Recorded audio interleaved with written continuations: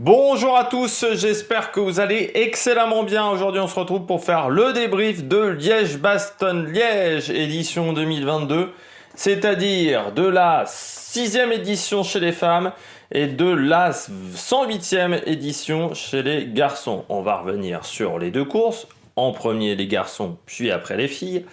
On va revenir sur ce qui s'est passé aujourd'hui. Je vais vous le dire, j'ai pas pris un grand plaisir à regarder cette course. C'est pas le Liège-Bastogne-Liège où j'ai pris le plus de plaisir à regarder. Alors c'est pas le pire, mais c'est pas celui où j'ai pris le plus de plaisir.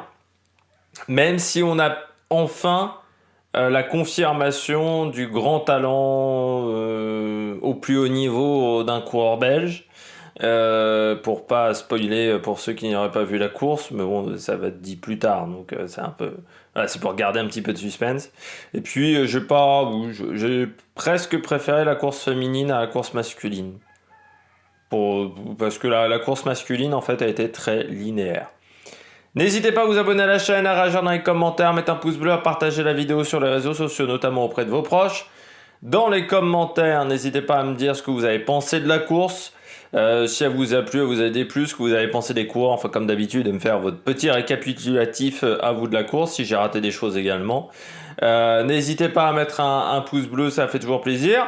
N'hésitez pas à vous abonner, alors les chiffres augmentent. J'en suis très heureux, mais n'hésitez pas également à mettre la petite cloche, comme ça vous êtes au courant des dernières vidéos qui sortent sur la chaîne, notamment le cyclisme, mais il va y avoir également de la Formule 1, de la F2, de la F3, de la MotoGP entre lundi et mardi, plus le Tour de Romandie qui va arriver également, et puis les semaines d'après, il y aura le Giro, où il y aura également enfin voilà, il y aura pas mal de vidéos pendant le Giro. Avant le Giro, on en fera une ou deux, voire trois. Et puis après le Giro aussi, il y aura peut-être même un départ fictif. Mais je vous le dirai en temps et en heure si j'ai le temps. Donc, Liège-Bastogne-Liège, une course chez les garçons qui a été assez calme. Alors je ne sais pas si c'était la difficulté du parcours ou le fait que c'était assez ouvert. On a laissé rouler pendant très longtemps la Bahreïn. Et puis derrière, ça se regardait quand même pas mal. Bien entendu, la chute à 59 km de l'arrivée modifie totalement la course. Déjà, vous perdez Alaphilippe. Vous perdez également Romain Bardet dans l'affaire, parce que même s'il n'est pas tombé, Romain Bardet, il a secouru, on va dire, Julien Alaphilippe. Et forcément, ça a eu des conséquences. Et puis, vous avez des coureurs qui sont ralentis, comme Valverde à ce moment-là. Il y a un gros tiers, quasiment une grosse moitié de peloton, qui soit est tombé, soit a été touché par cette chute à 59 km de l'arrivée. Donc, ça a eu des conséquences énormes. Et je pense que c'est ce qui a fait que la course a été encore plus linéaire. Parce qu'au final, à part l'attaque chez les garçons de Evenepoel, il ne s'est pas passé grand-chose. C'est-à-dire, on a une échappée qui prend 11 minutes d'avance. Ensuite, on revient fort dessus, on roule fort pendant toute la journée, parce qu'on a 42 de moyenne, je crois encore. 41,4, c'est un peu ralenti sur la fin de course. Parce qu'à un moment, on était quasiment à 42 de moyenne. Mais en fait, à part l'attaque d'Evenepoel, il ne s'est pas passé grand-chose pendant la course. Ça a été, il y a eu quelques attaques dans la côte de Desmier, je ne sais plus comment elle s'appelle.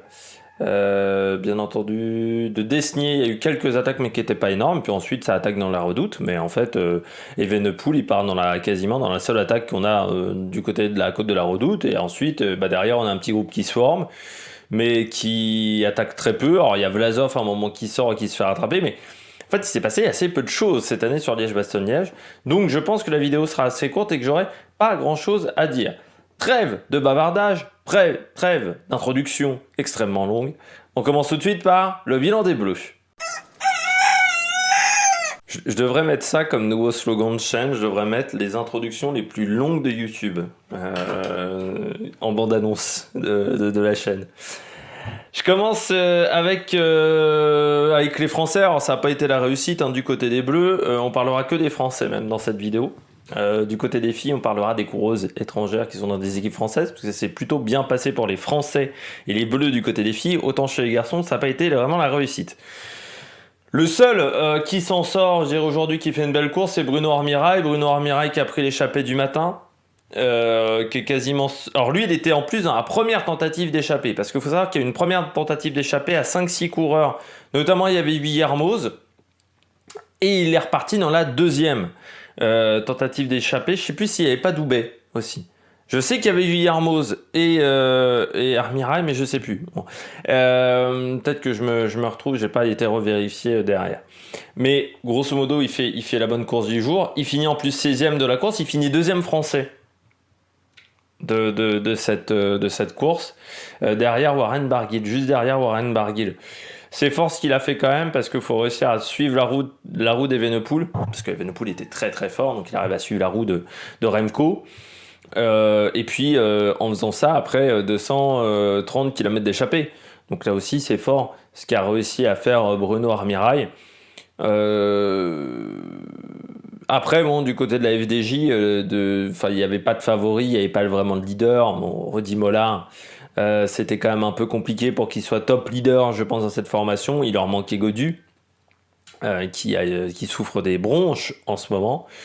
Et du côté de Bruno Armirail, bah voilà, il lui en a manqué un petit peu pour suivre Remco. À la fin, Remco roulait beaucoup trop fort. Et puis ensuite, bah, il a un peu explosé dans la montée de la Roche au Faucon. Mais il faut quand même saluer la belle performance de Bruno Armirail, 16e. Déjà en échappé sur la Flèche Wallonne, Nancy. Donc échappé sur deux grandes classiques ardennaises. Bon, après, ça a été un peu compliqué. C'est un profil qui pourrait être performant sur Liège. Quand on voit que Remco Evenepoel s'impose ce soir, on se dit que sur le Liège, avec arrivé en descente, un Bruno Armirail, je te dis pas faire top 5, mais faire un top 15 sur ce type de course. Voilà, il est pas loin du top 15 en étant dans l'échappée. Certes, avec pas mal de leaders qui sont tombés, qui ont été ralentis, qui ont eu des petits problèmes. Mais ça peut être un coureur qui peut avoir les qualités sur ce type de parcours. Je continue. Je poursuis avec les plus-moins. On commence avec Romain Bardet. Alors, Romain Bardet est tombé. Ça, on va dire, c'est une mauvaise nouvelle. La bonne nouvelle, c'est qu'il est reparti en course. Il faut le savoir. Et que je pense pas qu'il soit tombé trop violemment. Car il est en capacité de descendre le fossé, le petit ravin, pour aller...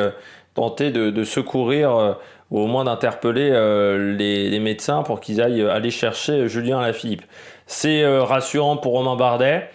Bon, après, forcément, il a perdu beaucoup de temps dans l'affaire et il est même pas encore arrivé pour moi dans les classements parce que mes classements s'arrêtent s'arrête à 25 minutes, donc il n'est pas encore arrivé, pour tout vous dire. Romain Bardet, j'enregistre, c'est 17h29 précisément. Et je viens de rafraîchir la page. C'est dommage parce que Romain, vu ce qu'il avait montré sur le Tour des Alpes, il était en forme, il avait la condition physique. Bon, après, ce qui est rassurant, c'est qu'il est tombé, mais il s'est pas fait mal et que l'objectif futur, c'est quand même le Giro. Et donc, il s'est pas blessé pour le Giro parce que s'il était tombé et qu'il s'était fait la clavicule, le Giro, c'était mort. Donc, ça, c'est plutôt bien. Bon, voilà, c'est dommageable pour lui, on va dire, en termes de résultats, parce qu'il aurait voulu faire un grand résultat, et puis DSM aurait voulu récupérer des points sur cette course. Bon, voilà. Prochain objectif, Giro désormais pour Romain Bardet. Et voilà, plutôt rassurant quand même de voir qu'il est remonté sur son vélo, qu'il arrivait à descendre le ravin. Je pense qu'il s'est pas fait mal sur cette chute. Bon, on essaiera d'avoir la confirmation dans les jours à venir ou dans les heures à venir. Julien Alaphilippe, plus-moins. Sur la chute, il peut pas grand-chose. La chute se passe... il était plutôt bien placé, Julien. Donc voilà, là, il tombe pas à haute vitesse. Plus-moins, parce que heureusement qu'il faisait pas le Giro. Lui, son objectif, il est plutôt Tour de France. Donc j'ai envie de dire que tomber mi-avril, c'est jamais top. On préférerait ne pas tomber. Mais les conséquences seront peut-être moindres que si les objectifs, il y avait des gros objectifs là, tout de suite. Malgré tout, c'est quand même un inconvénient parce que pour les reconnaissances du mois de mai, si la blessure est grosse, ça va être compliqué. Est-ce qu'il sera prêt pour le mois de juillet? Tout dépendra de la blessure. Bon, forcément, c'est dommageable pour Julien. Après, là, sur la chute, il peut pas grand-chose, hein. Enfin, sur les images qu'on voit, parce que c'est vrai que l'hélicoptère était assez loin à ce moment-là, et puis sur la caméra de face, ça descendait vite, donc la moto était aussi un petit peu loin. Mais bon, voilà, il se retrouve projeté 10 mètres plus bas. Bon, forcément, ça aura des conséquences. On lui dit des douleurs au niveau des côtes, forcément au niveau du dos, au niveau de l'omoplate. Une omoplate, c'est pas la bonne nouvelle, je dirais, du jour, parce que il faut mieux se fracturer une clavicule qu'avoir un trait de fracture à l'omoplate, parce que ça met plus de temps à stabiliser l'omoplate, et on a vu souvent les coureurs qui avaient des problèmes à l'omoplate mettaient du temps à revenir. Donc là-dessus, je suis un peu inquiet. Bon, après, il sera satisfait que son coéquipier ait remporté la course. Bon. Est-ce que Julien, de toute manière, aurait été en mesure de faire l'attaque qu'a fait Remco Evenepoel? Pas sûr non plus. Donc ça a peut-être servi son équipe qui tombe. Après, lui, ça ne l'a pas vraiment servi aujourd'hui. Je voulais aussi rebondir sur une chose. On critique souvent, il y a des gens qui critiquent le fait que des journalistes soient obligés de s'arrêter, notamment en politique, c'est souvent le cas en politique, que des journalistes s'arrêtent de commenter la vie politique lorsqu'ils sont avec une personnalité politique. Par exemple, on a eu le cas de Thomas Soto qui ne fait plus l'émission politique de France 2. Il y avait eu Léa Salamé aussi. Moi, j'ai toujours été pour les retraits des personnalités dans ce genre de cas, parce que pour moi, tu ne peux pas critiquer, tu ne peux pas parler quand tu es proche de quelqu'un. Et j'ai envie de dire qu'on a eu le cas aujourd'hui avec Marion Rousse, c'est-à-dire que écoutez la course féminine, Marion Rousse, elle est vraiment dans la course, il est à fond. Regardez la course masculine, elle commente très peu en fait la course, parce qu'elle essaye d'avoir des informations sur son compagnon, ce qui est tout à fait normal. C'est là où ça me gêne toujours quand il y a Marion Rousse aux commentaires et qu'il y a Julien Lafilippe en course, parce que pour moi, elle ne peut pas critiquer. C'est très dur de critiquer quelqu'un que vous connaissez et que vous appréciez. Et que vous connaissez fortement. C'est très dur. Et c'est quasiment impossible pour moi. En fait, c'est impossible d'être neutre, d'être objectif dans ce genre de situation. Et moi, ça me pose un problème. Pas parce que Marion Rousse est incompétente ou parce que Marion Rousse ne connaît pas le cyclisme, non. Mais parce que pour moi, quand tu es, et ça me gênait aussi quand elle était avec Tony Galopin, pour moi, quand tu es proche des personnes que tu commentes, pour moi, tu peux pas être pote avec soit des politiques quand tu es journaliste politique, parce que tu n'as pas assez de recul. Tu peux pas être pote avec des sportifs quand tu es journaliste sportif aussi. Moi, par exemple, j'ai toujours l'exemple de la Formule 1, du journaliste de Libération, j'ai oublié son nom, Lionel Froissart, qui était à Libération et qui était pote avec Ayrton Senna. Quand il y avait la guerre entre Ayrton Senna et Prost, il prenait toujours la défense d'Ayrton Senna. Il n'était pas neutre, parce qu'il était pote avec Ayrton Senna, il était en admiration devant Ayrton Senna. Et que je sais que c'était Jean-Louis Moncey, je crois, ou Johnny Reeves, je ne sais plus lequel qui commentait la Formule 1, qui disait qu'il avait été pote avec un pilote de Formule 1 qui était mort, et ensuite il avait décidé de plus du tout être pote, ou d'avoir des relations proches, on va dire, il mettait toujours une distance dans ce genre de situation. Et je pense qu'il faut avoir une distance. C'est pour ça quand je vois par exemple des styros parler, discuter, être pote avec Godu, ça me gêne un petit peu, pour tout vous dire, parce que dans ce cas-là, c'est très dur ensuite de critiquer ces mecs-là. Et moi j'ai l'avantage qu'ils ne me connaissent pas, les coureurs cyclistes, donc je peux les critiquer comme je veux. Mais je pense que ça serait un problème si si je connaissais quelqu'un qui était dans une équipe de cyclistes, j'aurais du mal à être objectif, je pense. Et là, du côté de Marion Rousse, et c'est tout à fait normal, elle s'inquiétait pour son compagnon, pour le père de son môme également. Et on a bien vu que elle a commenté très difficilement. Mais on se souvient aussi au championnat du monde, c'est toujours particulier quand vous avez Julien, les 2 fois où il a été champion du monde. Bon, Marion Rousse, c'est pas des commentaires de grande qualité qu'elle nous fournit, mais c'est normal parce qu'elle est sous l'émotion de quelque chose qui peut se passer de bien pour elle également. Donc voilà, moi je préfère quand on a un petit peu de distance avec le sujet sur lequel on traite. Je poursuis avec les Français flop. J'ai mis Warren Barguil. Bon, il finit 16e. Après Warren, j'en avais parlé dans les commentaires. Pour moi, il est sur la fin d'un bloc. Warren, j'ai appris aussi qu'il est allergique au pollen. Et ça me rappelle Contador. Contador est allergique au pollen, donc il n'a jamais été très bon sur les classiques ardennaises. Parce que les classiques ardennaises, ça tombe en avril, fin avril, pleine période des allergies. Hein. Vous éternuez si vous êtes allergique au pollen. Et forcément, c'est un problème quand t'as des voies respiratoires qui sont prises, c'est pas forcément l'idéal. Et puis après, bon, de toute manière, Liège était, je pense, sa dernière course après un petit mois de pause. Donc voilà, il a pas mal enchaîné. Il y a eu l'Amstel, Grand Prix Miguel Indurain. Il a eu quand même un mois d'avril. Bon, il a enchaîné 5 courses dans ce mois d'avril. Peut-être un petit peu de fatigue. Peut-être également un petit peu des difficultés à reprendre après Paris-Roubaix parce qu'il a fini 3e de la Flèche Brabançonne. La Flèche Wallonne, déjà, il était pas très bien placé. Mais là, sur la Liège, bon, il est pas en mesure d'aller suivre les meilleurs, hein, très clairement. Donc je pense que ça a été un peu difficile pour Warren. Voilà, il reviendra l'année prochaine. Peut-être aussi un manque d'expérience sur ces courses-là où il avait jamais joué les classiques à fond. Sur les Liège-Bastogne-Liège, il y a quand même besoin, peut-être pas d'avoir de l'expérience, mais que son équipe ait de l'expérience. Ça a peut-être été le souci pour Warren Barguil. Cosnefroy, là aussi, hein, il était fort sur l'Amstel, mais il a eu du mal. Là, il était bien placé, bien emmené dans la côte de la Redoute par ses équipiers. Parce que j'avais dit que c'était un peu la peur que j'avais autour de Cosnefroy, c'était son équipe qui me semblait pas très forte. Mais dans la côte de la Redoute, il est bien emmené. Il est 3e quand Remco Evenepoel attaque. Mais il n'a pas du tout réussi à suivre en fait l'attaque de Remco Evenepoel. Et après, il s'est mis dans le rouge à ce moment-là. Il a complètement explosé dans le final. Il finit 24e, Benoît Cosnefroy. Bon, je pense qu'il avait juste pas les jambes pour aller chercher Remco, pour aller chercher les meilleurs aujourd'hui, qu'il était un ton en dessous. Et ça reste quand même une course avec 4300 mètres de dénivelé positif.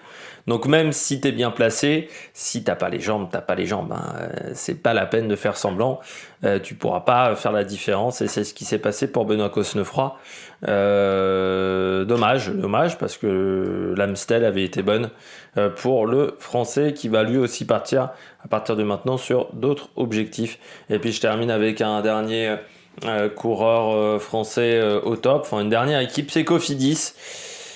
C'est dommage Cofidis parce qu'ils avaient une belle formation au départ. Vous aviez Guillaume Martin, vous aviez Victor Lafay, vous avez Yonis Aguirre. Donc l'équipe était pas mal. J'avais même dit, on m'avait dit dans les commentaires Matthews et Izaguirre, et j'avais dit oui, c'est vrai que c'est des coureurs que je vais regarder. Je les ai pas mis parmi mes favoris, mes coureurs à suivre, mais c'est des coureurs que je vais regarder. Il faut quand même savoir aussi, on me dit pourquoi t'as pas mis ce coureur-là, j'ai pas mis Van Aert, bon, j'ai pas mis certains coureurs. Il faut savoir que ça a aucun intérêt si je mets 15 coureurs dans les favoris et 15 coureurs à suivre. Si je mets les 3/4 du peloton, ça a aucun intérêt cette séquence-là. Ce qui a un intérêt, c'est que je m'engage à prendre des risques, on va dire, sur certains coureurs. Si je cite les 3/4 du peloton, ça n'a pas d'intérêt. Donc oui, des fois je m'engage. Par exemple, moi je pensais que Van Aert serait pas performant aujourd'hui, parce que c'était trop dur, pas forcément au niveau du dénivelé positif. Il a gagné une étape où il y avait 4600 mètres de dénivelé positif, mais parce que il y avait l'enchaînement des difficultés. Et aussi parce qu'il a enfin aussi il a enchaîné un gros bloc lui, hein, aussi de travail, et qu'il a allongé sa saison. Donc je pensais que ça allait être plus compliqué que ça pour Van Aert. Au final, il s'en est bien sorti. Mais du côté de Cofidis, c'est dommage parce que Geschke, j'avais oublié, Geschke également fait 35, Yonis Aguirre fait 27, mais il n'y en a aucun qui a été en mesure d'aller chercher les meilleurs au niveau des résultats. Il a manqué du monde tout simplement pour être performant. Victor Lafay a abandonné. Est-ce qu'il a été impliqué dans la chute à 59 km de l'arrivée? Peut-être. Guillaume Martin fait 33. Ils sont placés, on va dire, mais placés, on va dire dans le top 50. Mais il y avait Rémi Rochas aussi qu'on a vu attaquer dans la côte de Dessigné. Mais il a manqué la pépite, je pense, dans cet effectif. le coureur qui était en capacité d'aller chercher Liège. Guillaume Martin, je suis quand même un petit peu inquiet pour Guillaume Martin sur le Giro, pour tout vous dire, parce que je trouve que sa forme est un petit peu en courbe descendante, contrairement à Romain Bardet. Et Yon Izagirre, je pense que les difficultés étaient un peu trop courtes pour Yon. Yon, il a besoin des difficultés. Là, c'est quand même des difficultés qui font entre 1 et 3 km et demi, grosso modo, 4 km pour le col du Rosier. Alors que puis Yon, il lui faut aussi peut-être Liège, il y a un peu moins de pourcentage que sur d'autres courses, donc ça lui convient peut-être moins, et puis peut-être moins d'expérience sur cette classique aussi. Donc il y avait peut-être des éléments qui faisaient que c'était compliqué pour lui. On passe tout de suite aux coureurs au top. Attaque de Marlou. Parmi les coureurs au top, Remco Evenepoel. Il m'a fait peur quand il a attaqué à la côte de la Redoute, parce que la roue arrière chasse, et je me dis, il va se foutre au tas ce con, alors qu'il a des bonnes jambes. Il m'a fait peur aussi un petit peu parce que j'étais du même avis que Jalabert. Pour moi, il a attaqué tardivement et je me suis dit, il avait quand même des très bonnes jambes quand il part. Je me dis, pourquoi il n'a pas attaqué dans la portion où il y a un peu plus de pourcentage? Puis au final, ça a suffi parce que Remco Evenepoel, c'est aussi des qualités de rouleur. Et que après la côte de la Redoute, tu étais sur des portions en faux plat descendant. Ça convient totalement à ses qualités. C'est là où il fait l'écart, parce que c'est à ce moment-là où il prend 30 secondes d'avance. Ensuite, derrière, dans le peloton, on panique un peu entre Bahreïn et Movistar. Le problème, c'est qu'il fallait pas lui laisser 15 mètres. Le problème, c'est que personne n'a pu suivre, en fait, Remco Evenepoel. C'est-à-dire que Remco Evenepoel, il y a, je crois, Nelson Poles, vous avez Cosnefroy, vous avez Hirschi, mais aucun est en capacité de suivre la roue de Remco Evenepoel parce que Remco était trop fort. Peut-être que Teuns est en capacité, peut-être que Vlasov aussi, mais ils n'étaient pas dans la roue directement, et à partir du moment où tu lui laisses 15 mètres à Remco Evenepoel, c'est fini. Et puis, 30 km, pour lui, c'est rien. En termes de raid solitaire, il a déjà fait pire. Surtout que il y a un moment, il a récupéré Ourselin, il a ensuite récupéré Armirail. Donc ça a été, alors même s'ils n'ont pas passé de relais les deux, mais il a pu se caler dans leur roue avant de les déboîter. Ce qui je pense a quand même été intéressant. Et puis le passage entre la côte de la Redoute et la Roche au Faucon convient très bien à un homme seul. Je l'avais vu déjà pour les filles. Regardez Grace Brown, elle n'avait pas été rattrapée dans cette portion-là chez les filles ce matin. Parce que là aussi, c'est une portion, il y a quand même pas mal de virages angle droit, il y a des portions qui sont un peu techniques, c'est en faux plat descendant, mais pas suffisant pour que le peloton ait une grosse inertie. Donc ça favorisait, je pense, à un homme seul.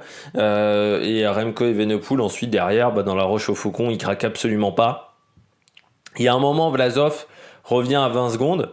Mais le problème, c'est quand il revient à 20 secondes, il est à fond et que derrière, ça se regarde de nouveau. Je pense que l'erreur aussi, ça a été que chez Bora, on n'a pas réussi à déterminer un leader entre Vlasov et Guita. Parce que peut-être que ça aurait aidé pour rentrer sur Evenepoel. Dans certaines équipes, voilà, on n'a pas réussi à déterminer forcément un leader. Et je pense que la clé, c'était la Bora. Et que Vlasov aurait dû rouler pour Guita ou Guita aurait dû rouler pour Vlasov, un des deux. Et qu'il n'y en a aucun qui s'est mis au service de l'autre. Et je pense que Bora était l'équipe qui pouvait revenir un peu plus proche de Remco Evenepoel. Donc après, à partir du moment où on ne le récupère pas la Roche au Faucon, qui a 20-25 secondes d'avance, c'est fini pour Remco. Et il sait qu'il va aller au bout s'il se met pas au tas. Et il ne s'est pas mis au tas. Mais vraiment, quand il part, Remco Evenepoel, il me fait peur. Vraiment, avec la roue arrière qui chatte, je me suis dit, il va se péter la gueule comme une grosse merde. Et puis bon, Remco Evenepoel, il profite aussi du fait que il y avait pas Julien à ce moment-là de la course. Je pense aussi il a profité du fait que le leader c'était Julien. Et ça, il a mis la pression un peu plus sur Julien que sur lui, même si les médias belges bien entendu parler de lui. Lui ont fait parler de la campagne des classiques, du fait qu'il était pour la première fois face à Van Aert depuis les championnats du monde. Mais je pense que le fait d'avoir Julien, ça lui a permis de se libérer un petit peu de cette pression. Puis bon, après, de toute manière, ça reste Remco Evenepoel, donc C'est pas forcément le coureur qui est le plus atteint par les médias et ce genre de choses.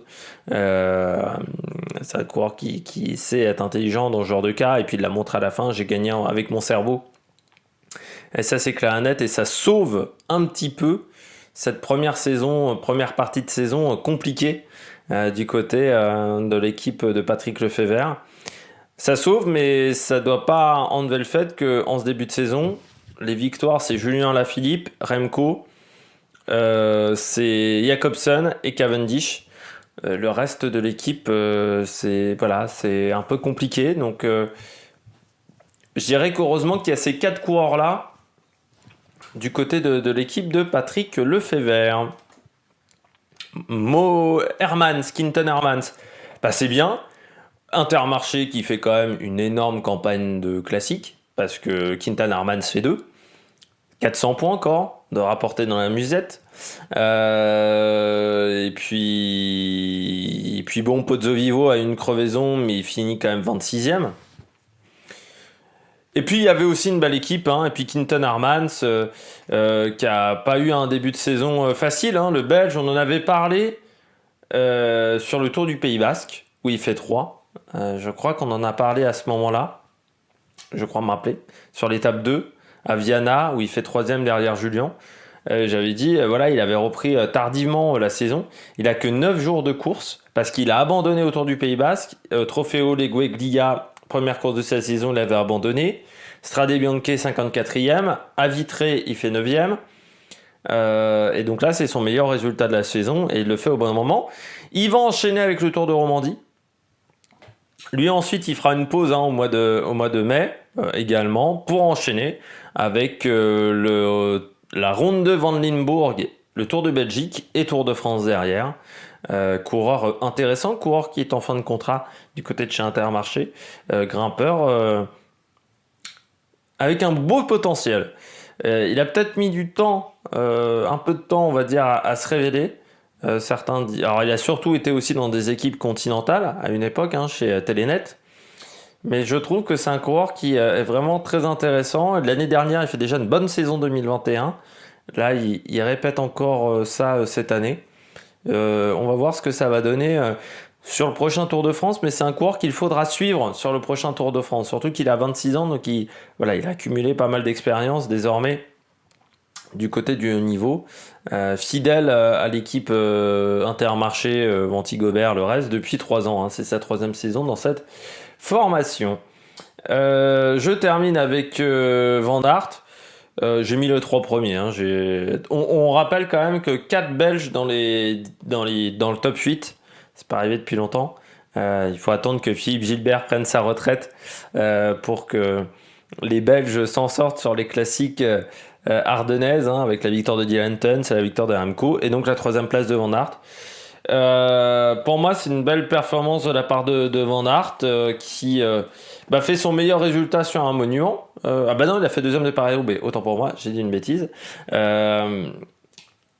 Il fait quand même 3 top 10 sur les monuments en passant. 8e de Milan, 2e de Paris-Roubaix, 3e de Liège. Et puis, ça confirme la forme qui a été bonne en ce mois d'avril. Alors lui aussi, il va faire une grosse pause, reprendre au Critérium du Dauphiné. Il va avoir désormais un autre rôle, celui d'équipier. Un peu plus, là il était dans une grosse période de leader. Mais j'avais un peu peur pour Wout van Aert parce que c'était pas forcément le parcours, je me disais qu'il allait être le meilleur. C'est vrai que je voyais beaucoup de gens le mettre en favori. Moi non, mais parce que je pensais que l'enchaînement des difficultés allait lui être préjudiciable. Le fait que physiquement il a allongé sa saison, parfois c'est un peu compliqué quand vous faites une course qui n'était pas prévue à votre calendrier. Parfois vous avez du mal. Eh bien je me suis trompé. Donc je suis content pour Van Aert, qui n'était pas le plus fort aujourd'hui. Mais c'est un peu la magie de Liège-Bastogne-Liège, c'est que des fois vous n'êtes pas le plus fort, mais vous arrivez quand même à faire un bon résultat, parce que vous courez bien au niveau stratégique, parce que c'était pas le plus fort aujourd'hui, on le voit, dans la Roche au Faucon il est en difficulté, dans la Redoute il est pas au top, mais il a réussi à bien s'en sortir au final, donc belle 3e place de la part de Remco Evenepoel. On passe au bonnet d'âne. Du côté des bonnets d'âne, je commence avec la Bahreïn. C'est fou avec un tel collectif de finir que 6e. Alors, c'est une belle place pour Dylan Teuns, ça je suis d'accord.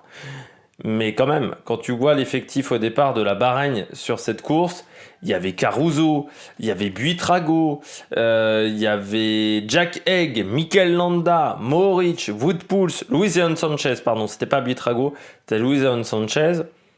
Tu te dis, ah, il y a quand même de quoi faire.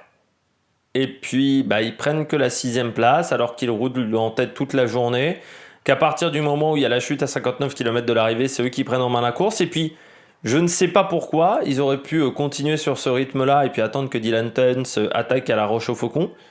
Mais ils décident, alors qu'ils avaient cadenassé la course, de créer une course de mouvement avant la côte de la Redoute, d'attaquer dans la côte de Desnier avec Landa, qui attaque beaucoup de fois au final pour une efficacité pas exceptionnelle.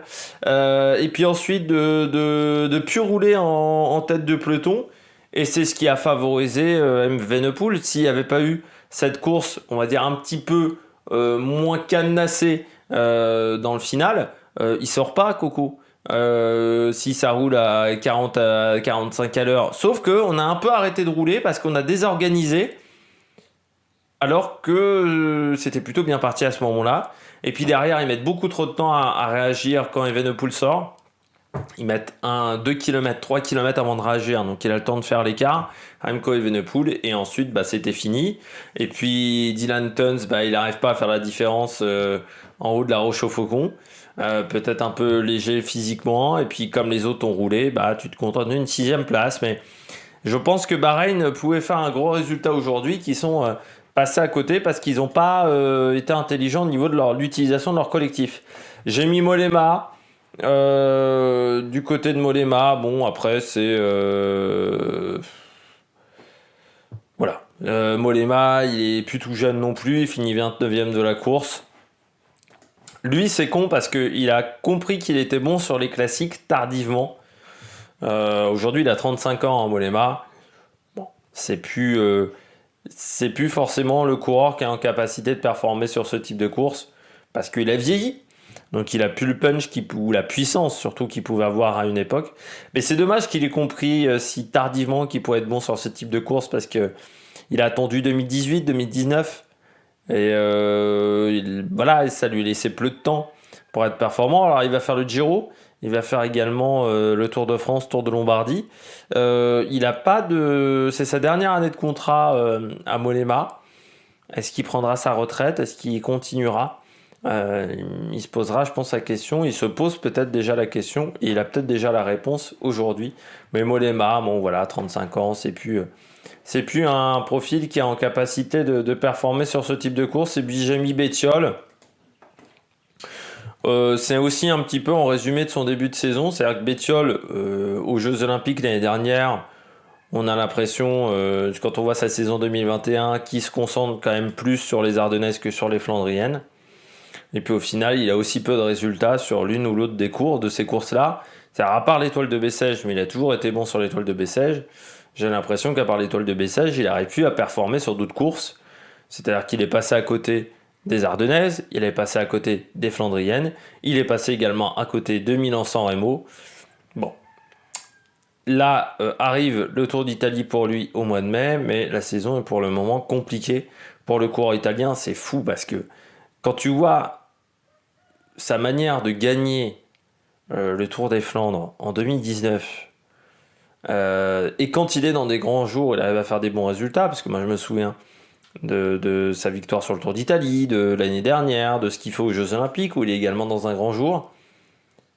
Je me dis qu'il y a quand même parfois un énorme gâchis chez certains coureurs, et je me dis que lui, j'ai du mal à comprendre pourquoi il n'arrive pas à réenchaîner aujourd'hui au niveau des grands résultats. Alors, peut-être est-ce qu'il ne devrait pas changer d'équipe, mais il a encore un contrat pour l'année prochaine. Est-ce qu'il ne devrait pas changer d'air? Parce qu'aujourd'hui, c'est un coureur avec un énorme potentiel, mais qui n'arrive pas à performer. Donc ça m'attriste énormément. Parce que Alberto Bettiol, moi, j'avais adoré sa manière de gagner cette course belge, de gagner le Tour des Flandres. J'avais adoré comment il avait gagné Enfin, comment il avait roulé, il n'avait pas gagné aux Jeux Olympiques, mais il avait eu des crampes. J'avais bien aimé l'animation qu'il avait proposée lors de la course des Jeux Olympiques. Sa victoire sur le Tour d'Italie, je trouve qu'elle est belle. C'est vraiment, voilà, du côté de Stradella, c'est vraiment une course forte. En plus, c'était une étape qui était longue, de 130 km en troisième semaine. C'est vraiment un bon boulot qu'il fait ce jour-là. 2020, il fait quand même quatrième de Gand, quatrième d'Estradé aussi. Mais je trouve que voilà, ça fait depuis 2021 où on voit que sur les Flandriennes, c'est plus trop ça. Et en même temps, sur les Ardennaises, il est peut-être pas suffisamment bon pour performer sur les Ardennaises. On a l'impression que c'est quand même un coureur qui se cherche en ce moment, Bettiol. C'est dommage pour un coureur avec un tel talent. On passe à la course féminine désormais. Alors j'ai mis du côté des Bleus en top, bien entendu, Grace Brown. Encore une fois, gros collectif de la FDJ Nouvelle-Aquitaine, que ça soit Grace Brown, Cavalli, Evita Music également, qui a beaucoup roulé, qui était dans l'échappée, la championne de France. J'ai trouvé que les filles de la FDJ avaient fait vraiment du très très bon travail. Dommage pour Brody Chapman, même parce que Brody Chapman a un problème mécanique à 30 bornes, un peu avant la côte de la Redoute, au pied de la côte de la Redoute. Mais j'ai trouvé que voilà, les filles de la FDG avaient fait un bon résultat. De toute manière, elles classent 3 filles dans le top 20. Et puis, Grace Brown, voilà. Et puis j'ai bien aimé ce qu'a fait Marta Cavalli. Lancer le sprint pour Grace Brown, faire le travail pour Grace Brown. On peut se dire, c'est Marta Cavalli, la fille vient de remporter l'Amstel et la Flèche Wallonne. C'est elle qui va courir pour la deuxième place. Mais non, elle se met à la planche pour sa coéquipière. Et pour permettre à sa coéquipière de monter une nouvelle fois sur le podium, parce que Grace Brown était déjà montée sur le podium de Liège. C'est Grace Brown qui va quand même demi-Voloring.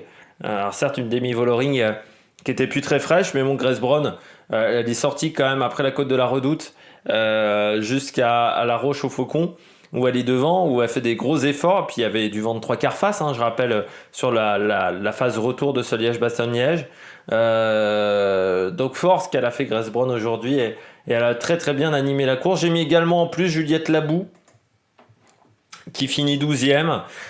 C'est bien pour Juliette parce que elle finit quand même devant Mavi Garcia, devant Fisher Black, devant Marlène Reusser, devant Léa Thomas, devant Sante Esteban, que j'avais mis parmi les coureuses à suivre. Donc c'est bien ce qu'elle a fait la Française. C'est vrai que parfois on oublie qu'elle a que 23 ans, parce qu'elle est là dans les pelotons depuis très très longtemps. Juliette Labou est 5e de la Flèche Brabançonne, 11e de l'Amstel, 11e du Trofeo Alfredo Binda, 10e du Général de la semaine valencienne, qui est une course importante du début de saison pour les filles. Même si je dis toujours qu'il manque encore un petit truc à Juliette Labou, il faut pas négliger le fait qu'elle est née en 98 et qu'elle est encore jeune, et que je pense que chez les filles, les jeunes concurrentes ont vraiment besoin de beaucoup de temps avant de performer. On en parle chez les garçons où maintenant on a des grands talents chez les jeunes, mais je trouve que chez les filles c'est moins le cas. On a plus de mal à passer de espoir à professionnel. Et Juliette Labou, voilà, il faut pas négliger qu'elle a que 23 ans, qu'elle a encore des belles années devant elle. Elle sera sur le Tour de France, on verra ce qu'elle arrivera à faire sur le prochain Tour de France. En flop, j'ai mis Arkea. Je suis assez déçu en fait du début de saison de Arkea chez les filles. Je me dis que, alors déjà, elles ont perdu beaucoup de leurs talents qui sont partis chez Cofidis, chez DSM. Enfin voilà, ils ont perdu leurs meilleurs talents qui sont partis dans d'autres équipes. Mais je trouve que Arkea, il y a une grosse régression au niveau des résultats. Et bon, voilà, ça me déçoit un peu parce que je trouve que cette équipe progressait bien sur les 2 dernières années. Et puis là, il y a un petit coup d'arrêt. Je trouve depuis le début de saison, et là la meilleure concurrente c'est Morgane Coston qui finit 32e, Anaïs Morichon 34 et Yulia Biryukova, ukrainienne, finit 41e avec Pauline Alain qui était dans l'échappée sur la Flèche Wallonne qui a abandonné, comme Tiffaine Laurence et Amandine Fouquenet. Et ils n'avaient pas une... non, c'était pas eux qui avaient une Did Not Start, je ne sais plus. Parmi les concurrentes au top, bien entendu, Van Vleuten, qui a fait un sacré numéro. Van Vleuten, mais elle était au-dessus, tout simplement. Moi, j'avais été assez impressionné sur la Flèche Wallonne, ce qu'elle avait réussi à faire quand même, parce que elle était partie du pied du mur de 8 quasiment, après le gros travail qu'avait fait Arlénie Sierra. Donc j'avais trouvé vraiment qu'elle avait fait du bon boulot, Van Vleuten, bon, elle avait été battue par une grande Marta Cavalli. Mais sinon, ça allait au bout, hein, son affaire, et elle prend la deuxième place. Et là, Van Vleuten, si elle était intouchable, quoi.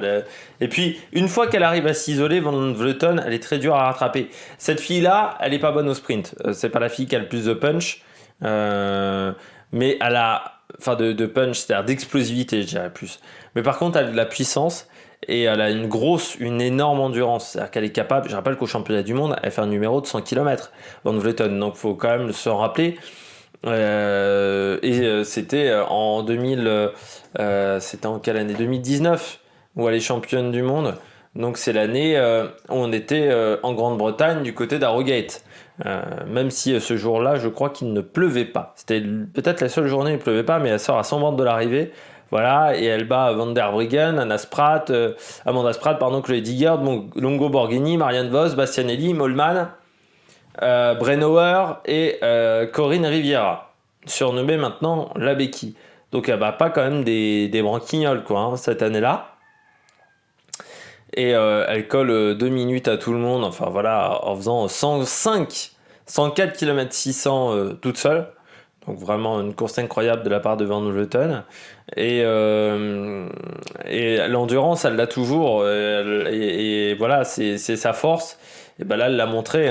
Sur les derniers kilomètres, elle est vraiment plus fraîche que ses adversaires. Et c'est ce qui a fait la différence. Puis on peut saluer également le travail de Sierra également pour bien l'emmener. Moolman. Pourquoi j'ai mis Moolman? Vous allez me dire, elle fait 4ème, elle est derrière Demi Vollering. Oui, mais je trouve que chez SD Works, on oublie toujours un petit peu acheter Moolman. On utilise beaucoup Demi Vollering, c'est Demi Vollering la leader. Mais il ne faudrait pas négliger qu'acheter Moolman, elle est capable également de faire des belles performances.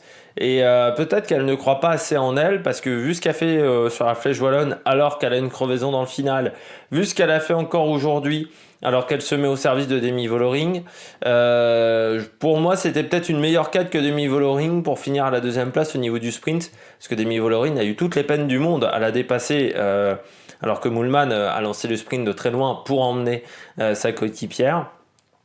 Et je trouve qu'on aurait peut-être mieux fait d'utiliser acheter Moolman, qui était forte, me semble-t-il, plus forte que Demi Vollering, qui était déjà un petit peu dans le dur, dans la montée de la Roche au Faucon. Et puis parmi les flops, j'ai mis Amia Lusic, qui depuis le début de saison est un petit peu transparente. J'ai mis la Jumbo, mais bon, quand vous n'avez pas Marianne Vos qui est embêtée par la Covid, chez Jumbo tout de suite, c'est comme si vous perdez Roglic dans l'équipe masculine. Et puis j'ai mis Marlène Reusser, qui je trouve était forte, mais a très très mal couru. Elle a montré qu'elle était forte, mais trop tôt, ce qui fait qu'elle s'est fait contrer dans le final et elle finit seulement 21ème. Elle a eu, je pense, un petit peu les yeux plus gros que le ventre. J'espère que vous avez aimé cette vidéo. Si vous avez aimé cette vidéo, n'hésitez pas à vous abonner à la chaîne, à réagir dans les commentaires, à mettre un pouce bleu, à partager la vidéo sur les réseaux sociaux. Et puis nous, on se retrouve pour de nouvelles aventures sur la Mike Production. Ciao ciao.